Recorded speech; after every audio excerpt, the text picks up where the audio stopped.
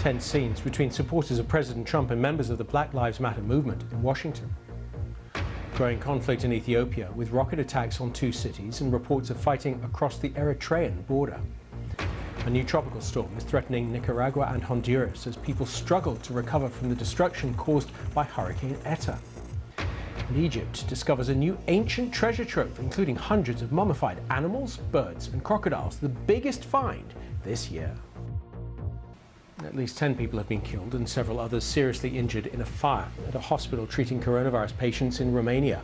The blaze broke out in the intensive care unit of the public hospital in the northeastern city of Piatra Neamț. One doctor who tried to rescue patients is said to be in a critical condition after suffering serious burns. And 10 people have died after a fire broke out at an intensive care ward in a Romanian hospital where people with Covid-19 are being treated.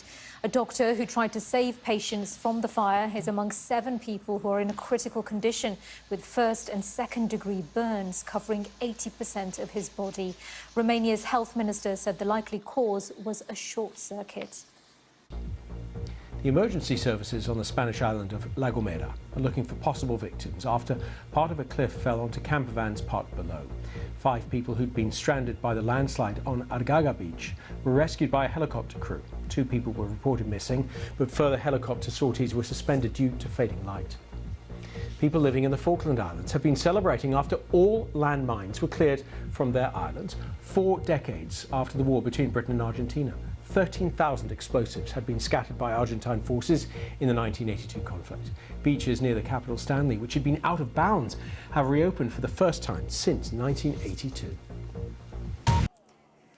Police and protesters have clashed in the Peruvian capital amid ongoing demonstrations against the country's new president. The demonstrators threw rocks and fireworks at officers in Lima, who fired back with tear gas and rubber bullets. Manuel Merino assumed office earlier this week after the nation's Congress voted overwhelmingly to oust the former president over bribery allegations, which he denies. Well, the head of the Americas division at Human Rights Watch said while there were reasons to investigate Mr. Vizcarra, the impeachment happened in a very questionable way.